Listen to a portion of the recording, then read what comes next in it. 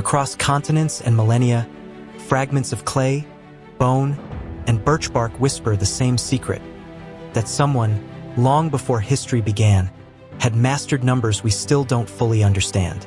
The question is, how? In the vast timeline of human thought, few concepts have transformed our understanding of the world as profoundly as the number 0. It is a symbol so familiar today that we rarely question its beginnings, yet its origin remains one of mathematics' deepest enigmas. The earliest known traces appear on ancient Babylonian tablets, where a placeholder sign was used in cuneiform to mark the absence of a digit. But this was not the true 0, not a number in its own right, merely a space filler in the base 60 system. Centuries later, in the temples and trade centers of the Indian subcontinent, a profound shift occurred. By the 5th century CE, scholars like Aryabhata and later Brahmagupta began to treat 0 as both a symbol and a number, capable of participating in calculations, obeying its own rules. A small on the Bakshali manuscript, a stone inscription in Gwalior, and Sanskrit verses in ancient texts all bear witness to this leap in abstraction. From India, the idea traveled along trade routes to the Islamic world, where mathematicians such as Al-Khwarizmi and Al-Kindi refined its use, integrating it into the decimal system. By the 12th century, it reached Europe through translations in Moorish Spain, reshaping commerce, astronomy, and science. Yet questions linger. Why did this revolutionary concept emerge in India when other civilizations skirted around it for millennia? Was it a sudden insight, or the product of lost influences now buried in time? 0, the symbol of nothing, remains a paradox, the absence that unlocked infinity. In a quiet storeroom at the University of Oxford, a bundle of fragile birch bark leaves rests under controlled light and temperature. This is the Bakshali manuscript, a mathematical text whose faded Sanskrit verses and ink-drawn numerals hold one of history's great numerical mysteries. Discovered in 1881 by a farmer in what is now Pakistan, the manuscript contains hundreds of arithmetic problems, geometric rules, and, most intriguingly, the earliest known use of a written 0 in India. Yet, its true age has puzzled scholars for over a century. Early assessments, based on paleography and linguistic style, placed it between the 9th and 12th centuries CE. But in 2017, radiocarbon dating shattered that certainty, revealing that its birchbark folios came from 3 different periods, astonishingly, as far back as the 3rd or 4th century CE. This fragmented timeline raises profound questions. Was the manuscript a single work copied over centuries, or a compilation of older texts stitched together by generations of scribes? The 0 itself appears not as a hollow circle, but as a symbol already performing a mathematical role that would later transform the world. The Bakshali manuscript's dating unsettles the neat narrative of mathematical history. If parts truly belong to the 3rd century, India's use of 0 predates many assumptions, suggesting an even earlier, and still undiscovered, tradition of advanced computation. Somewhere between its faded ink and brittle pages lies the story of how nothing became something, and why the manuscript's own age remains as elusive as the symbol it preserves. In the rare book collection of Columbia University lies a modest clay tablet, no larger than a paperback cover, yet etched with numbers that have challenged our understanding of ancient mathematics. Catalogued as Plimpton 322, it comes from the Old Babylonian period, around 1800 BCE, and is inscribed in cuneiform on a base 60, or sexagesimal, grid. Its 4 columns and 15 surviving rows list sets of numbers that appear to correspond to Pythagorean triples, whole numbers that satisfy the equation a2 plus b2 equals c2a caret 2 plus b squared equals c squared. The precision of these entries is remarkable, suggesting an advanced grasp of numerical relationships more than 1,000 years before Pythagoras was born. But what was its purpose? Some scholars propose it was a teacher's aid, a trigonometric table designed to help solve problems in surveying or construction. Others see it as a catalog of integer solutions for right-angled triangles, perhaps for architectural planning or astronomical calculation. A third view suggests it was part of a larger text, now lost, dedicated to number theory. The arrangement of values, decreasing in one column and increasing in another, hints at deliberate mathematical design rather than random recording. And yet, without accompanying explanatory text, its exact role remains speculative. Plimpton 322 sits at the intersection of arithmetic, geometry, and mystery, evidence that Babylonian mathematics may have reached a conceptual sophistication we are only beginning to appreciate. Whether it was a tool, a teaching device, or a fragment of deeper theoretical work, it leaves us with a tantalizing question. What other tablets, still buried in the earth, might complete the story? In the highlands near the headwaters of the Nile, an unassuming fragment of dark brown bone rests in a glass case at the Royal Belgian Institute of Natural Sciences. It is the Ishango Bone, a 20,000-year-old artifact carved from the fibula of a baboon, its surface etched with rows of tiny, deliberate notches. Discovered in the 1950s at Ishango, on the border of present-day Uganda and the Democratic Republic of Congo, the bone bears 3 parallel columns of marks. At first glance, they resemble tally marks for counting. But the arrangement is anything but random. One column contains sequences that sum to prime numbers between 10 and 20. Another seems to list numbers in base 10 groupings, while the third hints at a doubling pattern, a rudimentary form of multiplication. Some researchers see in these marks the world's earliest known mathematical reasoning, not mere counting, but structured numerical thought. Others interpret the sequences as a lunar calendar, tracking the moon's phases over several months, perhaps for agricultural or ritual purposes. No definitive answer has emerged.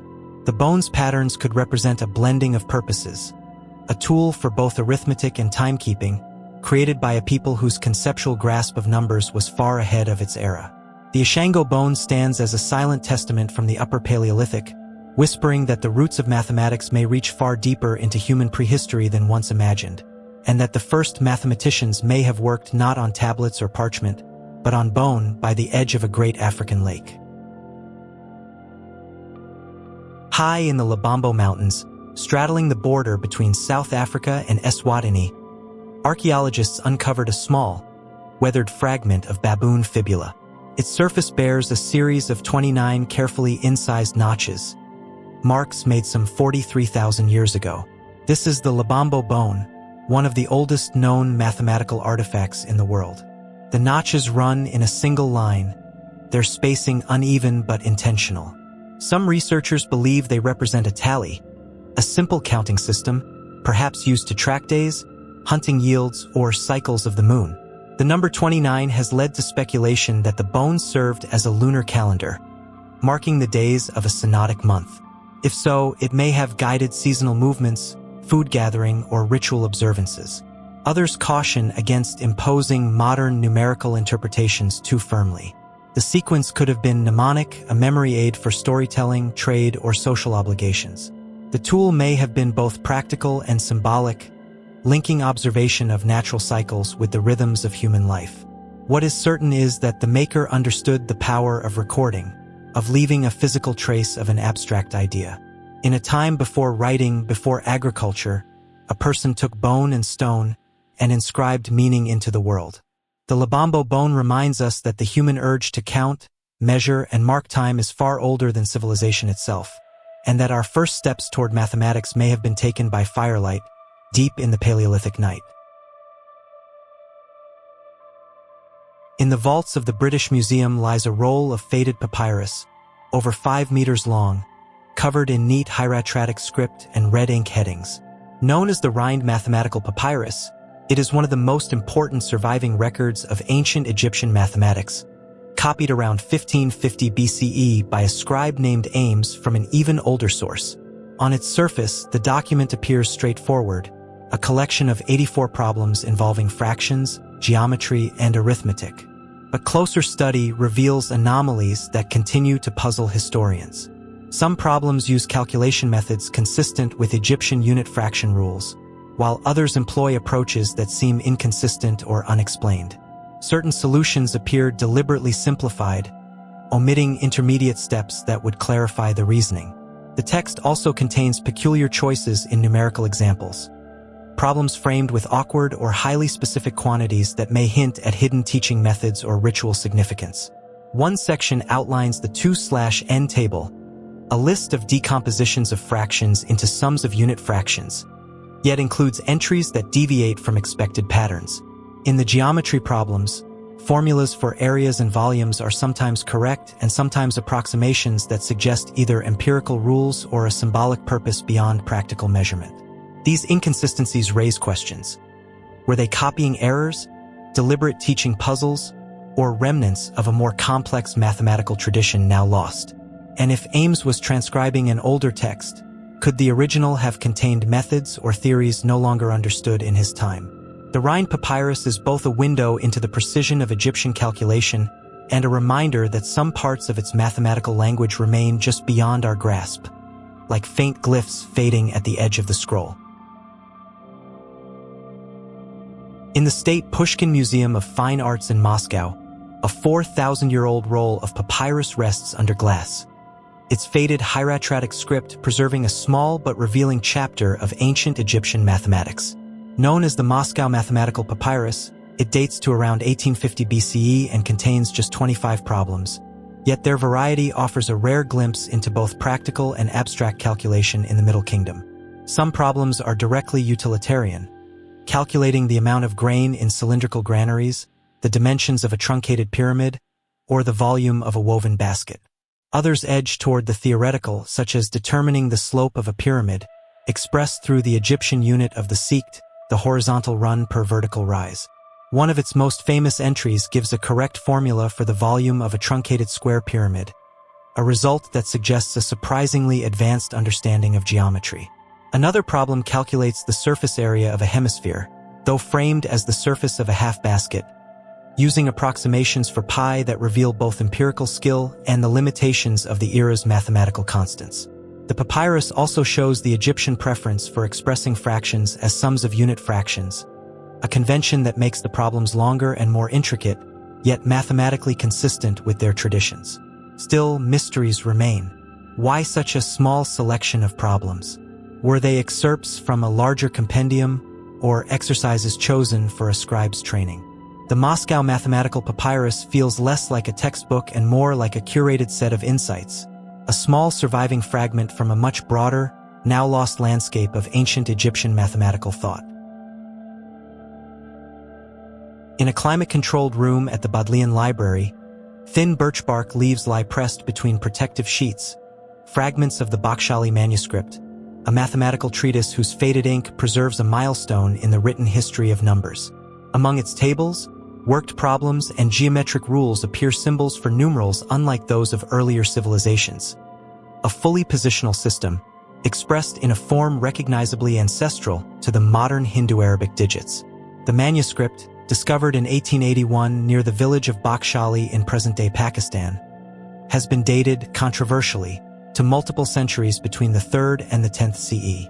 Its numeral forms show a mixture of archaic and more evolved shapes, suggesting that it may not represent a single moment of invention, but rather a compilation spanning generations. These numerals, written in place value order and paired with a dot symbol for 0, embody a conceptual leap absent in contemporary Greek or Roman notation. They bear similarities to early Brahmi numerals, yet also show features that foreshadow the Nagari forms that later traveled westward through the Islamic world into Europe. The question of provenance remains unresolved. Were these numerals the product of a single regional school of mathematics, or the outcome of centuries of exchange along the trade routes of Gandhara, where Greek, Indian, and Central Asian traditions converged? Were they innovations by scribes adapting older systems to the practical demands of calculation? The Bakhshali numerals stand at a crossroads in the history of mathematics, their shapes bridging the gap between ancient inscription and the universal symbols we use today, while their exact birthplace in human culture remains obscured by the passing of time. In the Babylonian collection of Yale University's Peabody Museum rests a small, palm-sized clay tablet, catalogued as YBC 7289. Its surface, inscribed in careful cuneiform around 1800 to 1600 BCE, holds a simple diagram, a square with its diagonal alongside sexagesimal numbers that reveal one of the most precise approximations of square root 2 from the ancient world. The tablet's notation translates to 1, 24, 51, 10 in base 60, which equals 1.4142126 in decimal form, accurate to 6 decimal places. This is remarkable not only for its precision but also for its context. It predates Pythagoras by more than a millennium and demonstrates a deep grasp of geometric relationships long before formal proofs were recorded. Scholars generally agree that YBC 7289 was a teaching or reference tool, perhaps used in scribal schools to illustrate the relationship between the side and diagonal of a square, a fundamental principle in surveying, construction, and astronomy. Its format suggests that the calculation method was well known to its creator, not an isolated discovery. Yet questions remain. How did Babylonian mathematicians arrive at such accuracy? Was it the product of iterative geometric approximations, or a systematic algebraic method now lost? The tablet gives the answer but hides the process, offering no worked steps, only the result.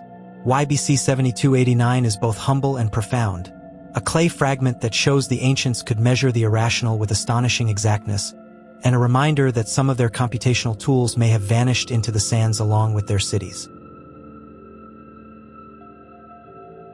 In Yale University's Babylonian tablet collection, YBC 6967 appears at first glance to be nothing more than a small, neatly inscribed clay rectangle from the Old Babylonian period, around 1800 to 1600 BCE.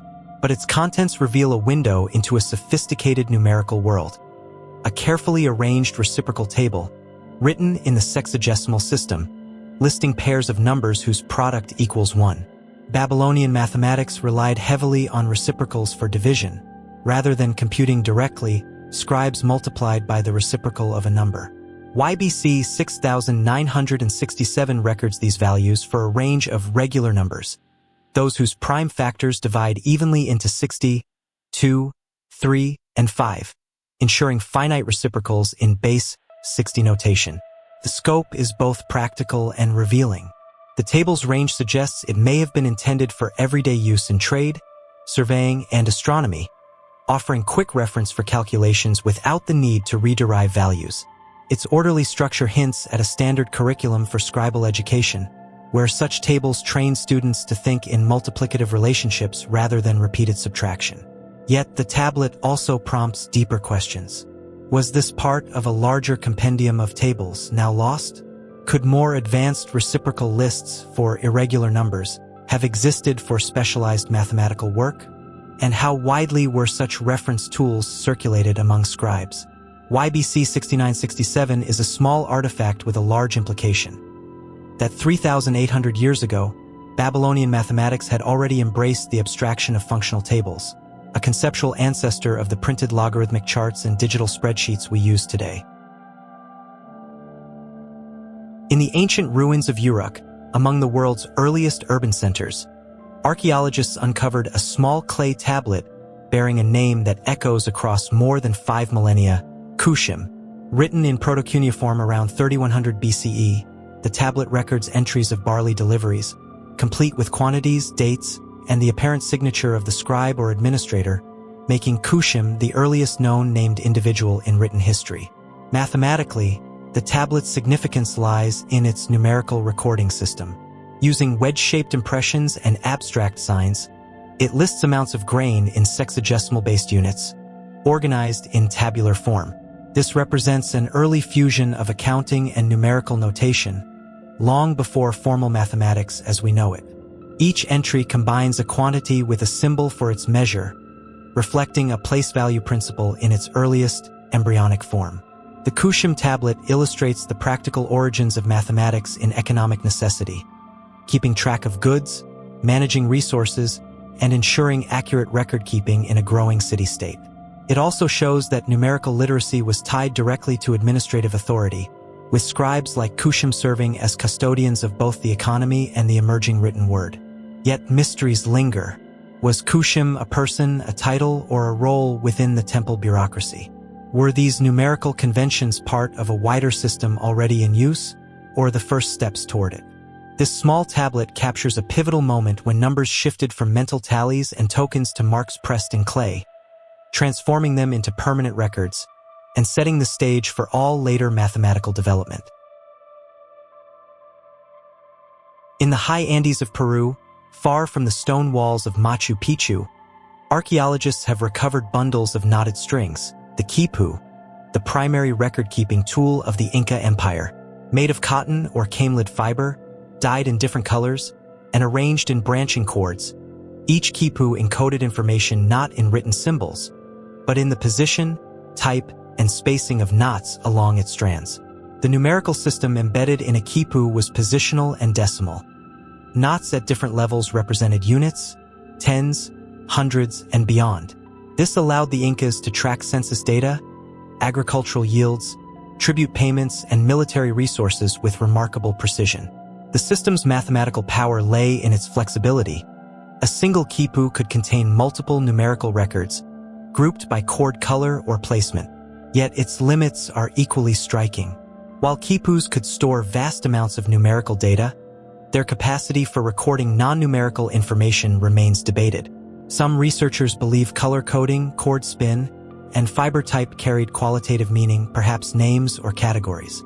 Others caution that without a full Rosetta Stone for quipu literacy, most symbolic or narrative content, if it existed, remains indecipherable. Another limitation was portability across cultures. The quipu's meaning relied on trained specialists, the quipus, who could read and interpret the knots. Without them, the chords became silent artifacts. Today, fewer than 1,000 quipus survive, each a fragment of a once vast information network. They stand as evidence of a mathematical tradition that thrived without writing, and as a reminder that even the most elegant numerical system can fade into mystery when its human interpreters are gone. On the southern coast of South Africa, deep within Blombo's cave, archaeologists have unearthed a set of small, ochre-stained bone fragments dating to roughly 75,000 years ago. Among the shell beads, stone tools, and engraved ochre pieces lie slender pieces of bone marked with deliberate, evenly spaced incisions, interpreted by some as tally sticks. These marks are not random scratches. They appear grouped and spaced in patterns that suggest intentional counting or tracking. Theories range from recording days or lunar cycles to keeping score of resources such as hunted animals, gathered plants, or even social exchanges. If so, they would represent some of the earliest known material evidence of numerical record-keeping in human history. What makes the Blombos finds remarkable is their age. They push back the timeline for symbolic thought and structured record-keeping tens of thousands of years before agriculture or writing. Yet the meaning of the counts remains elusive. Without direct cultural context, it is impossible to say whether they tracked natural cycles, served as mnemonic aids, or held ritual significance. The tally sticks of Blombo's cave are a silent record, small bones carrying marks that may have been a personal log, a communal calendar, or a teaching tool. Whatever their purpose, they hint at minds already capable of abstraction, measurement, and the encoding of knowledge long before the first cities rose. They leave us with a question that may never be answered. Were these the earliest accountants of human history, or the first storytellers marking the passage of time? High in the archives of museums from Lima to Berlin lie hundreds of surviving quipus, knotted string records from the Inca world and its predecessors. Their arrangement appears, at first glance, to follow a clear numerical logic. Knots placed in tiers along a chord representing units, tens, hundreds, and so on in a base 10 system. This tiered structure is often cited as evidence that the quipu used a true positional place value notation, a mathematical feature otherwise rare outside written numeral systems. In the classic interpretation, the lowest knots near the free end of a pendant chord mark single units, the next tier up marks tens, then hundreds and higher. The absence of knots in a position was taken as a form of zero, allowing precise recording of large numbers. This has led many to see the quipu as a physical, tactile analog to written decimal notation. Yet debate persists. Some quipus deviate from the standard layout, placing knots in irregular sequences or combining number groups in ways that seem to contradict strict positional rules. Were these anomalies errors, regional variants, or deliberate adaptations for specialized purposes, perhaps calendars, censuses, or tribute tallies? Adding to the uncertainty, certain quipus seem to encode patterns that resist purely numerical reading, hinting at qualitative or symbolic layers woven into the chords.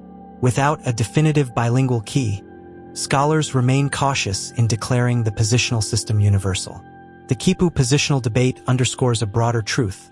The Incas may have mastered an abstract numerical architecture rivaling that of literate societies, yet the full logic of their knotted records remains suspended, like the chords themselves, between clarity and enigma.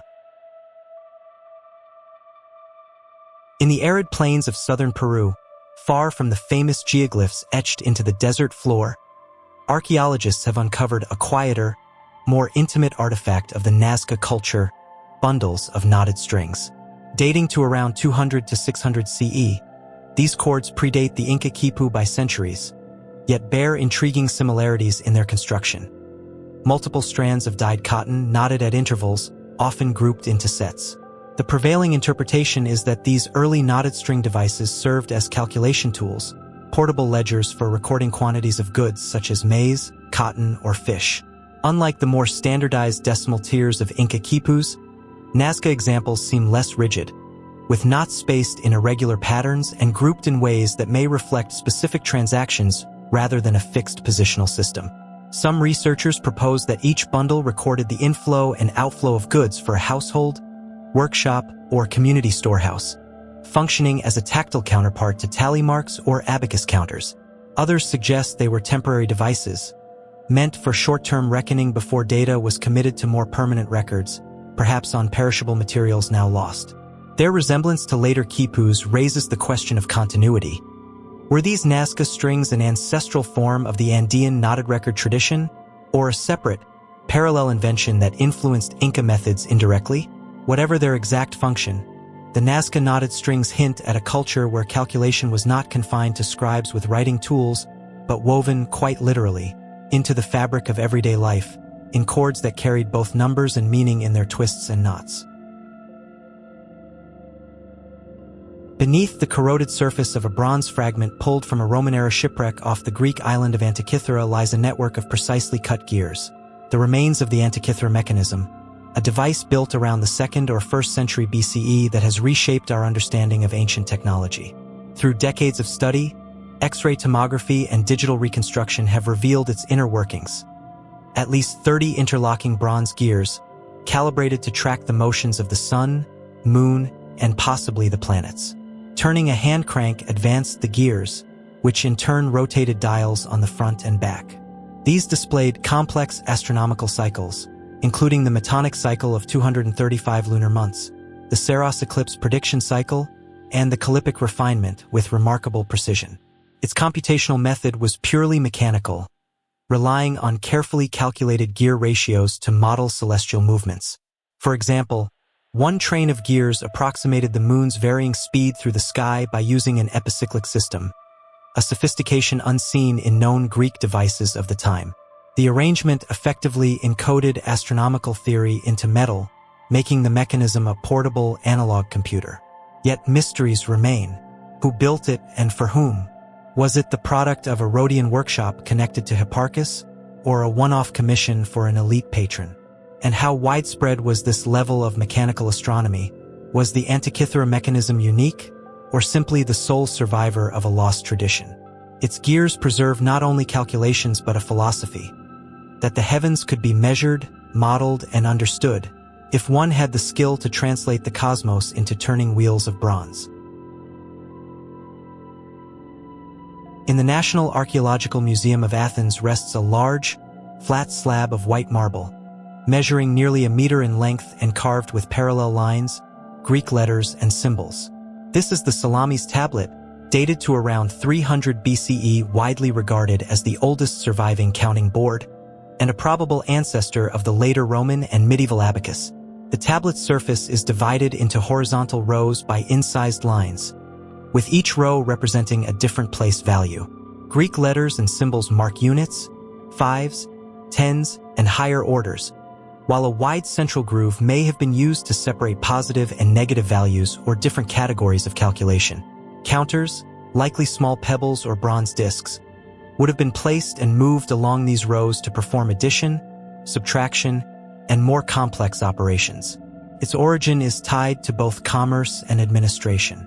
The precision of the layout suggests it was more than a casual counting aid. It may have been a formal tool for tax assessment, military logistics, or large-scale trade accounting in the Greek world. Its design also shows continuity with earlier Near Eastern counting boards, yet with adaptations that reflect Greek numeral notation and measurement systems. Whether the Salamis tablet represents a uniquely Greek innovation or an evolution of older Mesopotamian and Egyptian methods remains debated. What is clear is that it bridges the gap between token-based ancient accounting and the bead frame abacus that would later spread across Eurasia. In its etched lines and worn surface lies a snapshot of a world where numbers were not abstract symbols on paper, but tangible positions of counters moved by the hand, a tactile mathematics rooted in stone. In museum collections from Rome to Paris, small bronze or brass plates survive bearing parallel grooves filled with sliding beads, the Roman hand abacus. Compact enough to fit in the palm, these devices were the portable calculating tools of merchants, tax collectors, and engineers in the early centuries CE. The layout of a Roman hand abacus reflects a hybrid numerical heritage. Each vertical slot corresponds to a decimal place value, with 4 beads below a central divider representing units, 1 to 4, and a single bead above for a value of 5, a direct embodiment of Roman numeral structure, I to V. Additional columns mark tens, hundreds, and so on, following the same 5 and 1 arrangement. Special side columns represented fractions, particularly twelfths, aligning with Roman currency and weight systems. This notation system likely evolved from earlier counting boards used in the Greek world and adapted to fit the additive-subtractive logic of Roman numerals. Instead of writing 8 or XL, a calculator could slide beads into place, perform adjustments, and then read off the corresponding numeral, an efficient workaround for a numeral system lacking a 0 or positional place value. The origins of this bead arrangement may trace to Etruscan counting traditions or even to contact with Near Eastern counting boards via Mediterranean trade.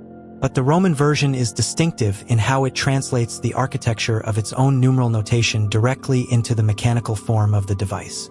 In the hand abacus, we see a rare case where a culture's written numeral system shaped the physical design of its calculating tools, a marriage of notation and mechanism that kept Roman commerce and administration running smoothly across an empire. In the bustling markets and scholars' halls of late imperial China, a wooden frame strung with parallel rods and sliding beads became an indispensable sight, the suanpan, or Chinese abacus. While its exact date of origin remains uncertain, references and depictions suggest it emerged sometime between the late Yuan and early Ming dynasties. Around the 13th to 14th centuries CE, the suanpan's design was distinct. Each vertical rod held 2 beads above a horizontal divider and 5 below, allowing it to represent numbers in both decimal and hexadecimal calculations. This configuration made it versatile for handling currency systems based on tens as well as weights and measures based on sixteenths. The device could perform addition, subtraction, multiplication, division, and even extract square and cube roots, all through bead manipulation guided by memorized operational rules. Its emergence was likely influenced by earlier counting tools. Rod numerals placed on counting boards, which had been in use in China for over a millennium. The suanpan translated these loose, positional rod arrangements into a compact, portable form, speeding up calculations for merchants, tax collectors, and scholars alike. Debate remains over external influences. Some historians see parallels with the Roman hand abacus or Japanese soroban's predecessors, possibly transmitted via Silk Road exchange, while others argue for independent development from native counting board traditions. By the Ming period, the suanpan had become so integral to daily life that instructional manuals, mnemonic rhymes, and formalized calculation methods flourished, cementing it as both a cultural icon and a highly efficient analog computer in the long history of mathematics. In the mathematical tradition of ancient China, centuries before negative numbers were formally accepted in much of the world, merchants and scholars manipulated thin bamboo or bone sticks known as counting rods on a flat counting board. Arranged in vertical and horizontal strokes to represent digits 1 to 9, these rods could be positioned in columns to express place values, enabling complex calculations in a fully positional decimal system. What set the Chinese method apart was its early, explicit handling of negative numbers. By at least the Han Dynasty, 206 BCE, 220 CE, mathematical texts like the 9 chapters on the mathematical art described using counting rods of 2 contrasting colors, often red for positive values and black for negative. This visual distinction allowed operations involving debts, losses, or opposing quantities to be calculated directly, without the conceptual hesitation seen in many other ancient cultures. On the counting board, adding and subtracting across positive and negative values followed clear physical rules. Rods of opposite color in the same place value column would cancel out, while remaining rods indicated the result. This practical, tactile method gave negative numbers a concrete representation that made them as operationally real as positive quantities. The use of colored rods for sign distinction suggests a level of abstraction far ahead of contemporary Greek or Indian mathematics, where negatives were often avoided or treated as nonsensical. In China, however, they were embedded in daily commercial arithmetic and scholarly problem-solving alike. These counting rods stand as both a computational tool and a philosophical statement that quantities less than nothing could be not only imagined, but calculated centuries before the rest of the world caught up.